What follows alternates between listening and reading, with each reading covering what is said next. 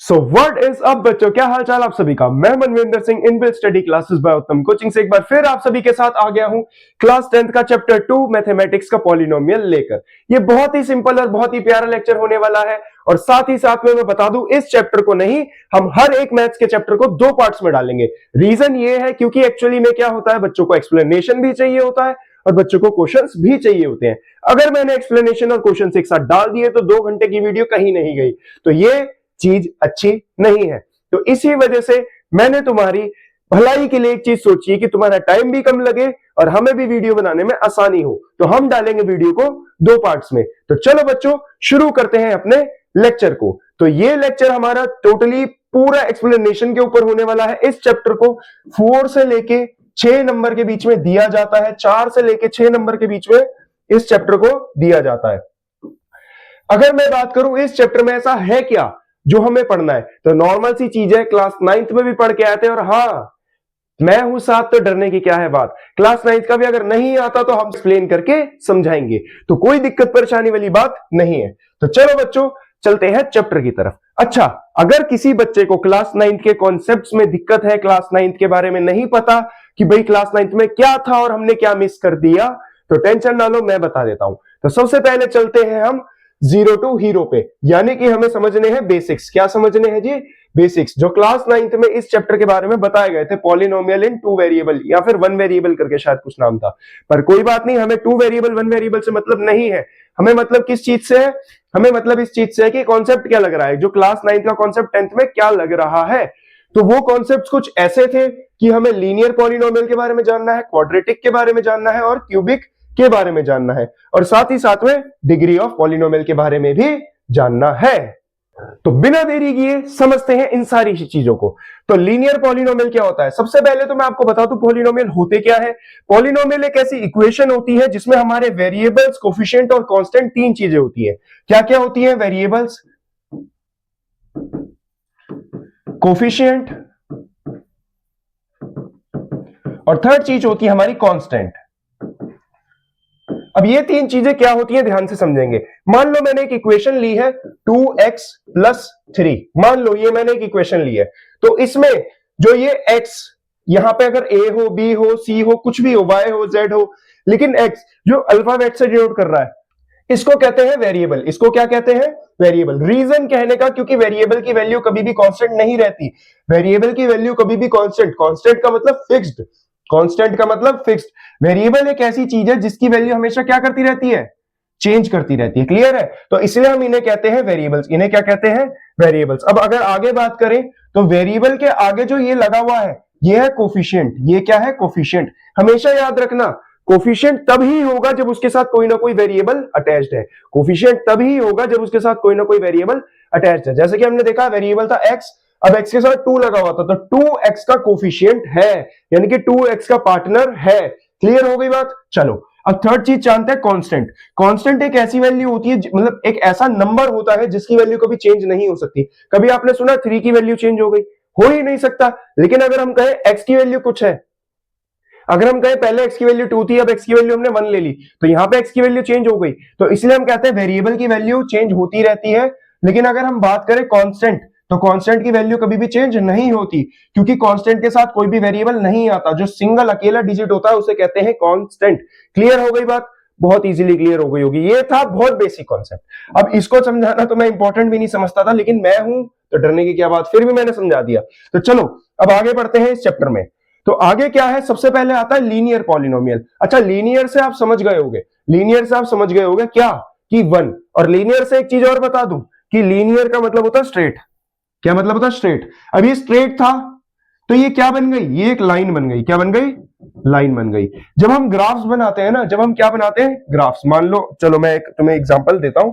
मान लो हमने एक ग्राफ बनाया। क्या बनाया? एक ग्राफ। तो इसके कुछ ना कुछ पॉइंट्स है, कोऑर्डिनेट ज्योमेट्री 9th में पढ़ी थी, ठीक है? कुछ ना कुछ क्या थे? पॉइंट्स। तो उस पॉइंट से जो हमने अगर लाइन काटी, वो लाइन ऐसे गई, तो एक पॉइंट यहां पर था ग्राफ में और एक पॉइंट यहां पर था।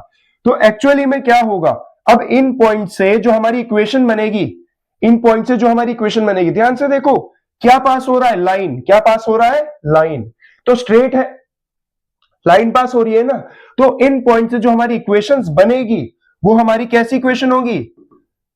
Linear quadratic equation. अब कुछ बच्चे ऐसे भी होंगे जिन्हें बेचारों को यही नहीं पता होगा लीनियर क्वाड्रेटिक इक्वेशन क्या है। बेटा डरो मत, बस नोट करो और समझो, बस नोट करो और समझो, सब कुछ क्लियर हो जाएगा। मान लो एक ग्राफ है, ग्राफ में 2 पॉइंट थे ऐसे ऐसे। अब जब हमने उन 2 पॉइंट को ज्वाइन किया तो हमारी स्ट्रेट लाइन बन गई। क्या बन गई? स्ट्रेट लाइन बन गई। आप यहां पे इजीली देख सकते हो, यहां पे स्ट्रेट लाइन बन गई। तो ऐसी लाइन जब ऐसे ग्राफ पे स्ट्रेट लाइन बन रही है 2 पॉइंट की वजह से, तो उसमें इक्वेशन कैसी बनती है? Linear quadratic equation. क्या बनती है? Linear quadratic equation. बात क्लियर हो गई? तो लीनियर क्वाड्रेटिक इक्वेशन कुछ इस प्रकार होती है। अब ax प्लस by, अब तुम कहोगे by नहीं मतलब b, अब तुम कहोगे यार भैया आपने तो यहाँ पे a लगा दिया, यहाँ पे तो b लगा दिया। अरे डरो मत, मैंने सिर्फ कोई वैल्यू पुट नहीं की, सिर्फ एक a भी रख दिया, ठीक है? क्योंकि a का नाम होता है कोफिशिएंट ऑफ x, a होता है कोफिशिएंट ऑफ x, और इसमें b के आगे पीछे कोई वेरिएबल नहीं है तो इसे कहते हैं कांस्टेंट। क्या कहते हैं? कांस्टेंट। क्लियर हो गई बात? अब अगर आगे हम देखें तो क्वाड्रेटिक पॉलिनोमियल, यानी कि क्वाड्रेटिक पॉलिनोमियल क्या होती है? ध्यान से देखो, फिर कह रहा हूं ध्यान से देखो। अब इसमें हाईएस्ट पावर क्या थी? जो x की हाईएस्ट पावर क्या थी? 1। हाईएस्ट पावर क्या थी? 1। तो वो थी हमारी लीनियर पॉलिनोमियल। वो क्या थी? हमारी लीनियर पॉलिनोमियल।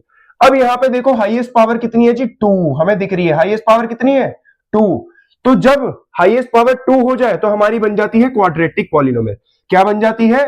Quadratic polynomial. अच्छा ये भी समझाएंगे इसका ग्राफ कैसे बनता है, क्योंकि इसके एमसीक्यूज के क्वेश्चन आते हैं, सीधे सीधे पूछते हैं, ठीक है? तो अब ये बन गई क्वाड्रेटिक। क्यों? क्योंकि इसकी जो पावर थी वो हाईएस्ट पावर क्या थी? 2 थी। अब है हमारा क्यूबिक। अब देखो इसमें हाईएस्ट पावर क्या है? 2 से बड़ा 3 होता है, तो इसमें हाईएस्ट पावर है 3। क्या है? 3। तो ये क्या बन गई? ये बन गई क्यूबिक। बात क्लियर हुई? ये बन गई क्यूबिक। इतनी सी चीज थी बस। अब इस इक्वेशन को देखो, इस इक्वेशन को देखो, इस इक्वेशन को देखो, एक पैटर्न दिख रहा होगा ax प्लस बी, जिसमें a और b कुछ ना कुछ नंबर होंगे जिनकी फिक्स वैल्यू होगी, ठीक है? अब इसमें क्या बन रहा है? जब क्वाड्रेटिक थी यानी कि हाईएस्ट पावर 2 थी, तो ax square plus bx plus c। Clear हो गई? ax square plus bx plus c। अब इस क्वाड्रेटिक इक्वेशन के ये जो हमारी इक्वेशन है ना, क्वाड्रेटिक इक्वेशन, इसके मोस्ट क्वेश्चन आते हैं। क्या आते हैं? मोस्ट क्वेश्चन आते हैं। देखो ये सब लिखते हुए चलना, साथ के साथ ये सब लिखते हुए चलना, ठीक है? इसके मोस्ट क्वेश्चन आते हैं। अब अगली आती है क्यूबिक पॉलिनोमियल। इसका पैटर्न देखो, ax cube plus bx plus cx plus d। अब a b c d क्या है? कुछ ना कुछ नंबर है, और इनमें से कांस्टेंट क्या है? सिर्फ d, क्योंकि d के साथ कोई भी वेरिएबल नहीं है। और ये सारे क्या है? कांस्टेंट। a है x क्यूब का कांस्टेंट, b है x स्क्वायर का कांस्टेंट, और c है x का कांस्टेंट। क्लियर हो गई बात? क्लियर हो गई बात? चलो अगर नहीं भी हुई, अब एक ऐसा कॉन्सेप्ट बताता हूं कि ये सब क्लियर हो जाएगा। चलो अब हम समझते हैं डिग्री ऑफ पॉलिनोमियल। ये भी क्लास 9th का ही टॉपिक है। अब हम समझते हैं डिग्री ऑफ पॉलिनोमियल। पहले इसकी डेफिनेशन पे ध्यान देते हैं। इसकी डेफिनेशन में क्या लिखा है? Highest power of equation. जो इक्वेशन दी है उसकी हाईएस्ट पावर को क्या कहते हैं? Degree of polynomial. चलो जरा समझते हैं। मान लो, अच्छा इसको क्लियर कर देता हूं। मान लो हमारे पास दे रखा है 2x की पावर 4 प्लस 2x की पावर 3 प्लस 8x की पावर 2 प्लस 5। कुछ ऐसी इक्वेशन दे रखी है। अगर मैं बात करूं इसमें हाईएस्ट पावर कितनी है, तो तुम सीधा सीधा कह दोगे कि 4 है, तो 4 है। तो अगर मैंने पूछा है डिग्री बताओ, क्या पूछा है? डिग्री बताओ, तो डिग्री सीधा सीधा इसकी 4 हो जाएगी। ये नहीं लिखोगे 2x की पावर 4, सीधा सीधा कहोगे डिग्री क्या है? 4। अब ध्यान से समझो, वापिस आते हैं। ये सब क्लास 9 का था। वापिस आते हैं। जब लीनियर पॉलिनोमियल था, क्या था? Linear polynomial. तो हमारी हाईएस्ट डिग्री कितनी थी? हमारी डिग्री थी 1। जब हमारा आ गया क्वाड्रेटिक तो हमारी डिग्री कितनी थी? तब हमारी डिग्री थी 2। जब हमारा आ गया क्यूबिक तो हमारी डिग्री कितनी थी? तब हमारी डिग्री थी 3। क्या ये बात क्लियर हो गई? बहुत इजी था, बहुत इजी। क्या ये बात क्लियर हो गई? तो मुझे तो अगर मेरे को कोई समझाता, मैं तो भाई इतने में पागल हो जाता समझ के कि भाई हाँ अब तो समझ आ गया, अब तो आगे बढ़ जा, ठीक है? तो अगर ये बात क्लियर हो गई तो चलो आगे बढ़ते हैं। ये सब कुछ कॉन्सेप्ट्स थे क्लास 9th के, ये सब कुछ कॉन्सेप्ट्स थे क्लास 9th के। अच्छा 10th के तो और आसान है, 10th के तो और आसान है। अब समझते हैं। पहले इतनी सी चीज समझ आ गई होगी। अगर आपने लिखा नहीं होगा तो भाई वीडियो पॉज कर लेना बीच में, क्योंकि हमें बनाना है एक रैपिड वन शॉट। किसका? फुल एक्सप्लेनेशन का। तो इसलिए मैं क्या कर रहा हूं, तुम्हारे लिए बेस्ट वीडियो बनाने की कोशिश कर रहा हूं। जितना अपना लगा सकता हूं उतना लगा रहा हूं। चलो अब समझते हैं जीरोस ऑफ पॉलिनोमियल। कहीं ना कहीं ये भी क्लास 9th का ही टॉपिक है, कहीं ना कहीं ये भी क्लास 9th का ही टॉपिक है। लेकिन अब क्या करें, आपको समझाना पड़ेगा क्योंकि हमारा तो है काम। तो देखो अब इसमें मैंने व्हाट्सएप लैंग्वेज में एक डेफिनेशन लिखी है, इसको पढ़ेंगे। एक ऐसा नंबर जिसे पुट करके इक्वेशन का आंसर, ये आंसर लिखा है, आंसर 0 आ जाए। एक ऐसा नंबर जिसको इक्वेशन में पुट करके आंसर क्या आ जाए, 0। ध्यान से देखते हैं। मान लो हमारी इक्वेशन, वैसे तो हमारी ये कौन सी तरीके की इक्वेशन है, कमेंट करके बताना मेरे को, ठीक है, ये कमेंट करके बताना। मान लो ये हमारी इक्वेशन दी हुई है ax प्लस बी। अब मैं कह रहा हूं कि असल में इक्वेशन जो है हमारी वो ये है 2x प्लस 4। क्या है, 2x प्लस 4। और अभी हमें गिवन है, अभी हमें फैक्टर गिवन है x प्लस 2, ये भी क्लास 9th का ही है। अभी हमें गिवन है फैक्टर x प्लस 2। तो हम क्या करेंगे, पहले इस फैक्टर से x की वैल्यू निकालेंगे, इस फैक्टर से x की वैल्यू निकालेंगे, थोड़ा थोड़ा तो याद होगा। इस फैक्टर से x की वैल्यू निकाल के इसमें पुट कर देंगे, यही होगा। तो चलो करते हैं। पहले x की वैल्यू निकालने के लिए x प्लस 2 दे रखा है, इक्वल्स टू में 0 रखो, ये प्लस का 2 है, उधर जाके माइनस का, तो x की वैल्यू कितनी आ गई, -2। x की वैल्यू कितनी आ गई, -2। तो अगर अब हम x की जगह -2 पुट कर दें इस इक्वेशन में, तो चलो करते हैं। 2 इंटू -2 प्लस 4। तो अगर हम ध्यान से सॉल्व करें तो 2 2 जा 4, लेकिन माइनस का 4 प्लस 4। तो अगर हम इसका भी आंसर निकालें तो इसका आंसर क्या आएगा, पूरा पूरा ये कैंसिल आउट हो जाएगा और आंसर आ जाएगा 0। अब तुम देखोगे इस इक्वेशन में जब हमने x की कोई ऐसी वैल्यू पुट करी कि आंसर क्या आ गया, 0। क्या आ गया, 0। तो इसे ही कहते हैं जीरोस ऑफ पॉलिनोमियल, इसे ही कहा जाता है जीरोस ऑफ पॉलिनोमियल। क्या ये बात क्लियर है, क्या ये बात क्लियर है? एक्चुअली में ये ना फैक्टर होते हैं। कभी ना कभी आपने पढ़ा होगा मिडिल टर्म स्प्लिटिंग मेथड। क्या पढ़ा होगा, मिडिल टर्म स्प्लिटिंग मेथड। तो मिडिल टर्म स्प्लिटिंग मेथड से ये निकाले जाते हैं। तो चलो कोई नहीं, तुम्हें मिडिल टर्म स्प्लिटिंग मेथड भी सिखाते हैं, कोई दिक्कत परेशानी वाली बात नहीं है। तो जीरोस ऑफ पॉलिनोमियल के बारे में आई होप कि तुम्हें थोड़ा बहुत समझ आया होगा, ठीक है, क्योंकि बहुत आसान सा कॉन्सेप्ट है, कोई इतना कोई टफ कॉन्सेप्ट नहीं है। चलो अब हमें जो क्लास 10th का समझना है वो ये समझना है कि जीरोस ऑफ पॉलिनोमियल को ज्योमेट्रिकली किस प्रकार से हमें क्या किया जाता है, वो किया जाता है, क्या कहते हैं, रिप्रेजेंट किया जाता है। ठीक है, चलो हमारी कितनी तरीके की इक्वेशन होती है, 3। लेट्स चलो एक काम करते हैं, इसमें ना 3 जगह बना लेते हैं, ऐसे 3 कॉलम्स बना लेते हैं, ठीक है। एक सेकेंड, अरे बेटे क्या हो गया, हाँ ऐसा हमने कॉलम्स बना लिए, इधर भी बना लेते हैं कि भाई जिसके पार बच्चों को दिखने में दिक्कत ना हो। चलो हाँ, ये बना लिए हमने 3 कॉलम्स, ठीक है। अब तीनों तरीके की इक्वेशन लिखते हैं, तीनों तरीके की इक्वेशन। सबसे पहले क्या है, linear quadratic, sorry linear polynomial, ऐसे लिखते हैं, पॉलिनोमियल, लीनियर पॉलिनोमियल। दूसरी क्या है, क्वाड्रेटिक पॉलिनोमियल। तीसरी क्या है, क्यूबिक पॉलिनोमियल। देखो क्यूबिक पॉलिनोमियल का कोई सा भी कॉन्सेप्ट पूछा नहीं जाता, क्यूबिक पॉलिनोमियल का कॉन्सेप्ट नहीं पूछा जाता। मेन तुम्हें डामाडोल कराते हैं इसमें और इसमें। किसमें डामाडोल कराते हैं भाई, एक तो क्वाड्रेटिक पॉलिनोमियल में, एक लीनियर पॉलिनोमियल में। लेकिन इसका मतलब नहीं मैं क्यूबिक पॉलिनोमियल नहीं कराऊंगा, क्यूबिक भी कराऊंगा, लेकिन जब हम इसका क्वेश्चन वाला पार्ट करेंगे तो क्यूबिक को डायरेक्टली समझेंगे, ऐसे मैं एक्सप्लेनेशन देके छोड़ दूंगा। और देखो एक चीज और बता दूं, ये वीडियोस जो दोनों आएंगी ये दोनों एक ही दिन में आएंगी, ठीक है। ये वीडियो अभी तुम देख रहे हो तो ये तुमने देख ली, अब इसके जो नेक्स्ट पार्ट है वो जस्ट इसके बाद है, ठीक है। तो उसको देखना मत भूलना, क्योंकि अगर आपने वो नहीं देखा ना तो आपको चैप्टर क्लियर नहीं हो पाएगा, ठीक है। क्योंकि क्वेश्चन करे बिना चैप्टर अधूरा रहता है। कुछ बच्चे ये सोचते हैं कि भाई हम क्वेश्चन कर लेते हैं, सॉरी एक्सप्लेनेशन समझ लेते हैं, क्वेश्चन तो हो ही जाएंगे। ऐसा नहीं होता बेटा, क्वेश्चन के बिना कुछ नहीं है चैप्टर में। चैप्टर का एक्सप्लेनेशन तो कितना ही कह लूं, है ना, मैं अपने बारे में तुम्हें कितना ही बता लूं, तुम जानोगे तो तब ना मेरे बारे में, जब मैं पढ़ाना शुरू करूंगा। मैं कितना ही कह लूं मैं अच्छा टीचर हूं, मैं अच्छा टीचर हूं, हालांकि मैं हूं नहीं, ठीक है। लेकिन मेरे बारे में पता कब लगेगा, जब मैं पढ़ाना शुरू करूंगा। इसी तरीके से किसी चैप्टर के बारे में भी कब पता लगेगा, जब हम चैप्टर के क्वेश्चंस करेंगे। तो चलो अब समझते हैं लीनियर पॉलिनोमियल और क्वाड्रेटिक पॉलिनोमियल में। देखो दो कॉन्सेप्ट समझने हैं। एक इक्वेशन लिखता हूं, ax square plus bx plus c।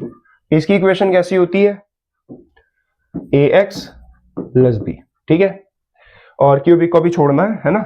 तो चलो अब समझते हैं जरा इस चीज को कि क्या है क्या नहीं है। चलो ध्यान से देखो, मैंने क्या कहा था, अब हमें ज्योमेट्रिकली रिप्रेजेंट करना है। ज्योमेट्रिकली रिप्रेजेंट करने का मतलब क्या होता है, ग्राफ बनाना है। क्या बनाना है, ग्राफ। मान लो मैंने ये ग्राफ बना लिया, क्या बना लिया, ग्राफ। इसमें भी एक ग्राफ बना लेते हैं, बना लिया। अब ध्यान से एक चीज नोटिस करो, एक चीज ध्यान से नोटिस करो। मैंने क्या कहा, मैंने बोला जीरोस ऑफ पॉलिनोमियल का मतलब होता है कि जब हम ऐसी कौन सी वैल्यू पुट कर रहे हैं कि हमारा आंसर कितना आ रहा है, 0। यानी कि x की ऐसी कौन सी वैल्यू पुट कर रहे हैं जब हमारा y 0 आ रहा है। ग्राफ में समझो, अब ग्राफ में समझो, ठीक है, ध्यान से समझना। x की ऐसी कौन सी वैल्यू है, x की ऐसी कौन सी वैल्यू है जिसपे y क्या हो रहा है, 0। जिसपे y क्या हो रहा है, 0। नॉर्मल सी बात है ना, 8th या 7th में भी ये पढ़ते थे, x axis y axis, x axis का मतलब क्या होता है, y इक्वल्स टू 0। यानी कि जब कोई भी लाइन x एक्सिस से होके जा रही है, x एक्सिस से होके जा रही है, यानी कि x का कोई पॉइंट मान लो 1 2 3 और 4 5 6। अब ध्यान से देखें, इस लाइन को x एक्सिस पे कहां पे काटा, 4 पे। तो हम x पे तो 4 लिखते हैं, लेकिन क्या y ऊपर बढ़ा, क्या y ऊपर बढ़ा, नहीं बढ़ा, क्योंकि यहां पे पॉइंट लाई किया। अगर यहां कहीं पॉइंट लाई करता, यहां करता, यहां करता, यहां करता तो अलग बात होती, लेकिन कहां लाई किया है, x एक्सिस पे। तो इसका मतलब x की तो कुछ वैल्यू है, x की वैल्यू क्या है, 4, और y क्या हो जाएगा, 0। y क्या हो जाएगा, 0। तो इसी तरीके से हमें क्या रिप्रेजेंट करना है कि x की कोई ऐसी वैल्यू होनी, जब जियोमेट्रिकली की बात कर रहे हैं, x की कोई ऐसी वैल्यू होनी चाहिए जिस वजह से वो पॉइंट x एक्सिस पे लाई कर जाए, वो पॉइंट x एक्सिस पे लाई कर जाए, और y क्या हो जाए हमारा, 0। चलो सीधा सीधा समझते हैं। अब अगर हम स्ट्रेट लाइन की बात करें, इक्वेशन ऑफ स्ट्रेट लाइन की बात करें, तो हम सबको पता है ये जी ऐसे जा रही है, ठीक है। इसमें कुछ इतनी कॉम्प्लिकेशंस नहीं है, लेकिन कॉम्प्लिकेशंस आती है क्वाड्रेटिक में। किसमें आती है, क्वाड्रेटिक में, क्योंकि क्वाड्रेटिक में मैं पहले ही बता देता हूं, शेप बनती है पैराबोला, शेप बनती है पैराबोला। अब पैराबोला को कहा जाता है यू शेप्ड। क्या कहा जाता है, यू शेप्ड। क्या बोला जाता है, पैराबोला बन रही है, और पैराबोला को क्या बोला जाता है, यू शेप्ड। अगर हम ध्यान से समझे तो बेसिकली इसमें हो क्या रहा है, देखो नॉर्मल सी बात है, क्वाड्रेटिक है, क्या है, क्वाड्रेटिक।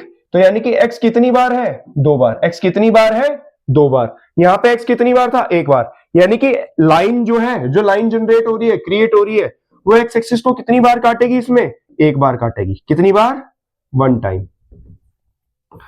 क्लियर हो गई बात। लेकिन क्वाड्रेटिक में क्या होती है कि हमारी जो क्या है, ध्यान से सुनना, ध्यान से सुनना, जो हमारी ये बन रही है, क्या बनेगी, जो हमारा ग्राफ बनेगा, जो हमारे कोऑर्डिनेट्स होंगे, जो ग्राफ बनेगा, वो इसको 2 बार काटेंगे। कितनी बार काटेंगे, 2 बार काटेंगे। क्लियर हो गई। अब देखो ध्यान से, ध्यान से, हमें एक्स एक्सिस से मतलब है ना, एक बार यहां कटा और एक बार यहां कटा, एक बार इस पॉइंट पे कट रहा है और एक बार इस पॉइंट पे कट रहा है। अब तुम कहोगे अरे ये क्या हो गया, ये 2 बार कट गया यार। तो यही तो क्वाड्रेटिक का मेन खेल है, और यहां पे अभी समझ नहीं आएगा तुम्हें। अब समझ कहां आएगा, मैं तुम्हें वो समझाता हूं। बस इतना समझ लिया कि क्वाड्रेटिक में कितनी बार कट रहा है, 2 बार कट रहा है। इतनी बात क्लियर हो गई। चलो अब समझते हैं मेन सीन को। तो जो मेन किस्सा समझना है वो इस प्रकार है कि अब हमारे केसेस बनते हैं 3, केस बनते हैं 3, केस 1, केस 2 और केस 3।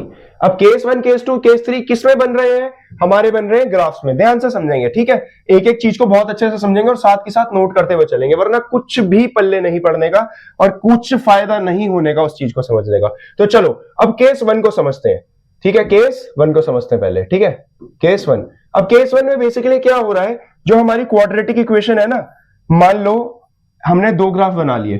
क्या बना लिए, 2 ग्राफ बना लिए। ध्यान से देखना, ठीक है। अब 2 तरीके के बनते हैं पैराबोला, 2 तरीके के बनते हैं। एक बनता है अपर पैराबोला, एक बनता है अपर पैराबोला, ठीक है। इस थोड़ा सा गलत हो गया, रुको। एक बनता है अपर पैराबोला और एक बनता है डाउनवर्ड पैराबोला, या फिर कहे अपवर्ड और डाउनवर्ड पैराबोला। क्लियर है। लेकिन तुम कहोगे कि भैया यहाँ पे तो एक ही बार काट रहा है, तो ये अगला केस है। बस मेरे को समझाना था कि कितने तरीके के पैराबोला बनते हैं। 2 तरीके के बनते हैं, दिमाग में डाल लो। एक ऐसे ऊपर बनता है और एक नीचे बनता है, एक ऊपर बनता है और एक नीचे बनता है। तो चलो इसको थोड़ा सा और समझते हैं किस प्रकार क्या हो रहा है, ठीक है। देखो इधर देखो, अगर मैं तुम्हें ये बात बोल रहा हूं, अगर मैं तुम्हें ये बात बोल रहा हूं कि हमारे 2 बार कटे, कितनी बार कटे, 2 बार कटे, कुछ इस प्रकार, ठीक है। एक बार यहां कटा है और एक बार यहां कटा है। केस 1 में क्या है, हमारा जो एक्स एक्सिस है, एक्स एक्सिस, वो कितने टाइम इंटरसेक्ट हो रहा है, कितने टाइम इंटरसेक्ट हो रहा है, 2 टाइम्स, 2 टाइम्स इंटरसेक्ट हो रहा है। क्वाड्रेटिक में भी ऐसा ही होता है, क्वाड्रेटिक में भी ऐसे केसेस आते हैं कि क्या हो रहा है, 2 टाइम्स हो रहा है। अब ये क्या था, हमारा अपर पैराबोला था। क्या था, अपर पैराबोला। एक तो हमने पढ़ लिया अपर। अगर हम दूसरे की बात करें तो दूसरा किस प्रकार होता है, ध्यान से देखना। दूसरा किस प्रकार होता है, मान लो ऐसे है और इधर क्या हो रहा है हमारा, कुछ ऐसे जा रहा है, ऐसे कैसे जा रहा है, ऐसे। अब भी इसने एक्स एक्सिस को कितनी बार कट किया, 2 बार कट किया। कितनी बार कट किया है, 2 बार कट किया। लेकिन ये कैसा है पैराबोला, ये डाउन पैराबोला, डाउनवर्ड पैराबोला। कैसा है, डाउनवर्ड। तो ये अपवर्ड और ये क्या है, डाउनवर्ड। अब इसके क्वेश्चन किस तरीके से आते हैं वो बेटा नेक्स्ट पार्ट में समझाया जाएगा, किस तरीके से आते हैं। अभी बस समझो, अपना दिल दिमाग सब झोंक दो, समझो, मेरे साथ जुड़ो, ठीक है, मजा तभी आएगा। तो ये होता है अपवर्ड पैराबोला और ये होता है डाउनवर्ड पैराबोला। बस इतना याद रखना है, केस 1 में मैंने क्या बताया कि केस 1 में हमारा एक्स एक्सिस को कितनी बार काट रहा है, ये भी एक्स एक्सिस है और ये भी एक्स एक्सिस है। एक्स एक्सिस को कितनी बार काट रहा है, 2 टाइम्स काट रहा है। कितनी टाइम्स काट रहा है, 2 टाइम्स काट रहा है। इधर समझते हैं हम। अब हमें समझना है केस 2। केस 2 में क्या है, केस 2 में ये है। अच्छा चलो एक चीज और बता दूं, इसमें मान लो हमने 2 बार 2 डिस्टिंक्ट पॉइंट में, मान लो ये ए था और ये ए डैश था। इसी तरीके से यहां पे कितने पॉइंट पे किए, बी पॉइंट पे और बी डैश पॉइंट पे। क्लियर हो गई बात, कोई दिक्कत नहीं। चलो अब सेकंड केस समझते हैं। सेकंड केस में क्या हो रहा है कि हमें पता है क्वाड्रेटिक है हमारी पॉलिनोमियल इक्वेशन, क्वाड्रेटिक है, तो इसका मतलब शेप कैसी बनेगी, पैराबोला। लेकिन अब क्या होगा, वन टाइम ही करेगा, लेकिन क्या करेगा, कोइंसिडेंट करेगा। वन टाइम क्या करेगा, बनेगा वन टाइम ही, एक पैराबोला एक बार में ही बनेगा, लेकिन पॉइंट्स कैसे होंगे, कोइंसिडेंट। कैसे समझते हैं, अभी समझ नहीं आया होगा। मान लो ये हमारे 2 ग्राफ्स है, ये हमारे 2 ग्राफ्स है, क्लियर है। अब बनेगा तो 2, एक अपवर्ड ही एक डाउनवर्ड ही। बात यही हो रही है कि कितनी बार काटेगा, 2 बार। एक्स एक्सिस को कितनी बार इंटरसेक्ट किया जाएगा, 2 बार, क्लियर है। और एक बार अपवर्ड में एक बार डाउनवर्ड में। अब सेकंड केस में यही है कि एक बार किस में की जा रही है, एक बार अपवर्ड में एक बार डाउनवर्ड में। बट ध्यान से समझो कैसे। मैंने एक बनाया ऐसे, क्या बनाया, ऐसे पैराबोला। तो ये इस पॉइंट पे काट रहा था, ये किस पॉइंट पे काट रहा था, एक्स एक्सिस को इस पॉइंट पे। मान लो इसे नाम दे दिया हमने ए, ठीक है। अब ये कैसा पैराबोला है, अपवर्ड पैराबोला है, ठीक है। लेकिन अगर हम बात करें कि दूसरा हमने, अब आपने तो बोला, मतलब आप कहोगे कि भैया आपने तो बोला कि एक्स एक्सिस को 2 बार काट रहा है, तो ध्यान से तो देखो बेटा, 2 बार ही काटेगा। एक बार यहां पे मान लो ये क्या था, 1 2 3 और 4 है, तो यहां पे भी 1 2 3 4 है। लेकिन अब बात क्या है, ध्यान से देखो। अब ये पैराबोला बनेगा कुछ इस प्रकार। कैसा बनेगा, इस प्रकार। ध्यान से देखो, अभी भी इसने किस पॉइंट पे इसे काटा, 4 पॉइंट पे। अब हमने इसे नाम दे दिया ए डैश। क्या नाम दे दिया, ए डैश। तो एक चीज तो हमें समझ आ गई कि केस 2 में हमने क्या समझा, पैराबोला बन रहे हैं 2, पैराबोला बन रहे हैं 2, और इंटरसेक्ट भी 2 बार हो रहा है, एक बार अपवर्ड में एक बार डाउनवर्ड में। अब ये समझो अपवर्ड और डाउनवर्ड बनते कैसे, अपवर्ड और डाउनवर्ड बनते कैसे। मान लो हमारी इक्वेशन क्या होती है, ax² plus bx plus c। देखो ध्यान से देखना, अगर a की वैल्यू, a में कोई ऐसा नंबर है जो हमारा 0 से बड़ा है, जो हमारा 0 से बड़ा है, अगर a में कोई, a की जगह कोई ऐसा नंबर है जो 0 से बड़ा है, तब बनेगा अपवर्ड। इसे क्वेश्चन के थ्रू समझेंगे और अच्छे से। अपवर्ड, अगर a 0 से छोटा है, a 0 से छोटा है, तो बनेगा डाउनवर्ड। इतनी बात क्लियर हुई, अपवर्ड डाउनवर्ड वाली। अगर a 0 से बड़ा है तो नॉर्मल सी बात है पॉजिटिव में बनेगा, अगर a 0 से छोटा है तो नॉर्मल सी बात है किस में बनेगा, नेगेटिव में। तो ये हमारे था केस 2। क्लियर हो गई बात, ये हमारा था केस 2। अब हमें समझना है केस 3। अब हमें क्या समझना है, केस 3। क्लियर है। अब इधर देखो केस 3 क्या है, बहुत सिंपल सी चीजें हैं। केस 3 में भी हमारे 2 बन रहे हैं ग्राफ्स। क्या बन रहे हैं, 2। अब देखो इसमें हमारा ट्विस्ट क्या है, इसमें हमारा ट्विस्ट क्या है। अच्छा, इसमें क्या थे, 2 डिस्टिंक्ट पॉइंट थे। कितने पॉइंट थे, 2 डिस्टिंक्ट पॉइंट थे। केस 2 में क्या था हमारा, 1 डिस्टिंक्ट पॉइंट था, 1, ठीक है। 1 टाइम मतलब 1 डिस्टिंक्ट पॉइंट था, लेकिन उसी पॉइंट पे 2 पैराबोला कोइंसाइड कर रहे थे। 2 पैराबोला क्या कर रहे थे, कोइंसाइड कर रहे थे, ठीक है, कोइंसिडेंट हो रहे थे। अब थर्ड वाले में क्या समझना है, हमारा ये एक्स एक्सिस को काट ही नहीं रहा, ये कुछ ऊपर बन रहा है और कुछ नीचे बन रहा है। इसमें स्टेटमेंट में हमें क्या याद रखना है कि parabola is not intersecting at any point of x, at any point of x. Clear हो गया। तो ये था हमारा थर्ड केस, ये था हमारा थर्ड केस। अब इनके क्वेश्चन किस तरीके के आते हैं, क्या आते हैं, ये समझेंगे हम क्वेश्चन करके। वो क्वेश्चन करेंगे हम सेकंड पार्ट में। अच्छा एक चीज और समझो, क्वेश्चन कैसे भी पूछे जाते हैं मैं बता देता हूं। मान लो कोई आपको ग्राफ ऐसा दिया हुआ है कुछ इस प्रकार, अब ना तो ये अपवर्ड पैराबोला है ना तो ये डाउनवर्ड। तुम कहोगे भैया बन तो रहा है, लेकिन बन तो बेटा ये पूरा एक ही है ना तो ये अपवर्ड पैराबोला है ना तो ये डाउनवर्ड।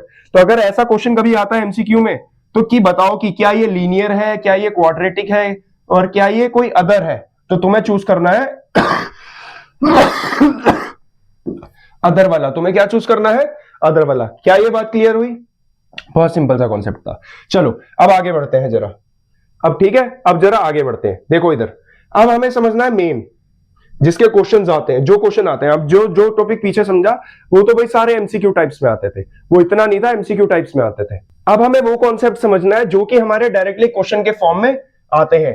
ठीक है, क्वेश्चन के फॉर्म में आते हैं। देखो इसको समझना यानी कि क्वेश्चन को बहुत इजीली करना, इसको समझना यानी कि क्वेश्चन को बहुत इजीली करना। अब बेसिकली हम इसमें ज्यादातर क्वेश्चन जो हमारे आ रहे हैं ना तो लीनियर के आते हैं ना तो क्यूबिक के आते हैं, सिर्फ क्वाड्रेटिक पॉलिनोमियल इक्वेशन के आते हैं। तो इधर देखो हमारा इसमें क्या निकालना होता है, असल में टॉपिक का नाम क्या है? Relationship between zeros and coefficient of polynomial. अच्छा कोफिशिएंट तो समझ आ गया। मान लो एक इक्वेशन थी ax square plus bx plus c, तो कोफिशिएंट क्या हो गया? अगर मैं कहूं कोफिशिएंट ऑफ x स्क्वायर क्या है, x स्क्वायर का कोफिशिएंट क्या है, तो हम कह देंगे a is a coefficient of x square. अगर मैं कहूंगा x का कोफिशिएंट क्या है तो हम कह देंगे b। ठीक है, ये कोफिशिएंट है। और अगर मैं कहूंगा कांस्टेंट टर्म कौन सी है तो हम कह देंगे c। ये हमारे हो गए, इतनी बात तो सबको क्लियर होगी। ठीक है, तो इसी के बेसिस पे अब हमें सारा खेल खेलना है, इसी के बेसिस पे हमारे सारा खेल खेलना है। अब हमें सीखना है अल्फा प्लस बीटा निकालना। अल्फा प्लस बीटा निकालना बहुत ही आसान होता है। ठीक है, मिडल टर्म स्प्लिटिंग मेथड आता है आप लोगों को? अगर नहीं आता तो कोई दिक्कत नहीं, जो सेकंड पार्ट होगा ना उसमें मैं लेकर चलूंगा, टेंशन मत लो। अभी बस समझो, ये अल्फा और बीटा हम मिडल टर्म स्प्लिटिंग मेथड से निकाल लेते हैं। किससे? Middle term splitting method, middle term splitting method से निकाल लेते हैं। क्लियर है बात? कोई दिक्कत? ये हम किससे निकाल लेते हैं? मिडल टर्म स्प्लिटिंग मेथड से। यहां पे भी देखो जैसे इक्वेशन है एक्स स्क्वायर माइनस, अब यहां पे हमने देखो अल्फा और बीटा में बांट दिया, यानी कि जो बीच के टर्म है, जो नंबर है उसको डिवाइड कर दिया, बीच में तोड़ दिया। ठीक है, जैसे ऐसा कोनी मार के ऐसे तोड़ दिया। ठीक है, तो अब इसी तरीके से हमें क्या करना है, इस क्वेश्चन को सॉल्व करना है। बहुत आसान समझ आएगा, बस अभी फॉर्मुलेज लिख लो, सब कुछ लिख लो। अगर तुम मेरे साथ कांस्टेंट जुड़े रहे तो भाई सेकंड पार्ट में इस चैप्टर को ऐसा क्लियर कर दोगे, तुम कहोगे वाह वाह वाह भैया मजा आ गया, सारे क्वेश्चन इजीली हो रहे हैं। ठीक है, केस बेस्ड क्वेश्चन भी करेंगे। चलो अब अगर हमें रिलेशनशिप निकालनी होती है, पहली निकालनी होती है अल्फा प्लस बीटा। तुम्हें कह देते हैं अल्फा और बीटा निकालो, मतलब अल्फा प्लस बीटा निकालो, और तुम्हें इक्वेशन गिवन होगी तो इक्वेशन के कोफिशिएंट होते हैं। अब कोफिशिएंट ऑफ एक्स ध्यान से देख लो, अल्फा प्लस बीटा, अब दो ही रिलेशनशिप होती है क्वाड्रेटिक में, एक प्लस वाली एक मल्टीप्लाई, ये दोनों ही निकालनी होती है। ठीक है, अल्फा और बीटा निकालने का फॉर्मूला क्या है, यानी कि जो तुम आंसर अल्फा प्लस बीटा करके निकालोगे ना वो किसके बराबर आंसर आएगा? अगर कोफिशिएंट ऑफ एक्स रखोगे। अब कोफिशिएंट ऑफ एक्स क्या है? ए। कोफिशिएंट ऑफ, पहले माइनस का साइन लगा लेना, प्लस वाले केस में माइनस का साइन लगा लिया। अब coefficient of x square, sorry x का कोफिशिएंट क्या था? बी, यानी कि माइनस बी। और अब कोफिशिएंट ऑफ एक्स स्क्वायर क्या है? ए। यानी कि अगर हमें अल्फा प्लस बीटा निकालना है तो हमारा फॉर्मूला क्या बन गया? माइनस बी अपॉन ए। अगर हम कहें हमें अल्फा इंटू बीटा निकालना है, दो रिलेशनशिप निकलती है ना, अल्फा इंटू बीटा निकालना है, तो हमारी ऊपर रहेगी कांस्टेंट टर्म। तो कांस्टेंट टर्म क्या होती है हमारी? कांस्टेंट टर्म होती है C upon coefficient of x square हो गया ए। तो फॉर्मूले पता लग गए भाई, अल्फा प्लस बीटा निकालने का माइनस बी अपॉन ए। बस अभी लिख लो, जब क्वेश्चन कराऊंगा ना सब समझ आएगा। माइनस बी अपॉन ए, और अल्फा इंटू बीटा निकालने का फॉर्मूला क्या है? सी अपॉन ए। अगर अल्फा इंटू बीटा मतलब अल्फा और बीटा निकालना नहीं आता वो भी सिखा देंगे मिडिल टर्म स्प्लिटिंग से। वैसे तो ये 7वीं 8वीं का कॉन्सेप्ट है, लेकिन सिखा देंगे। ठीक है, चलो अब जरा आगे समझते हैं। ठीक है, अब आगे अगर हम बात करें तो आगे आती है कुछ इक्वेशंस जो कि हमारी, अगर अभी किसी केस में, किसी एक टुच्चे मुच्चे केस में अगर हमारा क्वेश्चन आ जाता है क्यूबिक पॉलिनोमियल इक्वेशन का, तो उस इक्वेशन में हम क्या करते हैं? ऐसे लगाते हैं। अब इसमें रिलेशन क्या निकलता है? Alpha beta gamma. अब इसमें ध्यान से देखो, इक्वेशन क्या होती है? ax cube plus bx square plus cx plus d। ठीक है, क्वाड्रेटिक में हम c को कोफिशिएंट वो लेते थे कांस्टेंट, लेकिन इसमें कांस्टेंट क्या है? d। क्लियर हो गई बात? तो इसलिए हमें क्या करना पड़ेगा? सबसे पहले alpha plus beta plus gamma निकालने का फॉर्मूला वो क्या है? b upon a। यानी कि minus coefficient of x square upon coefficient of क्या कहते हैं x cube, coefficient of x square upon coefficient of x cube. अब इसका भी तुम पता कर सकते हो सी अपॉन ए यानी कि coefficient of x upon coefficient of x cube. अब D upon minus D upon A है, तो डी क्या है कांस्टेंट टर्म, अपॉन ए क्या है हमारा कोफिशिएंट ऑफ एक्स क्यूब। तो तीनों में ही नीचे तो कोफिशिएंट ऑफ एक्स क्यूब है, बस ऊपर वाली वैल्यूज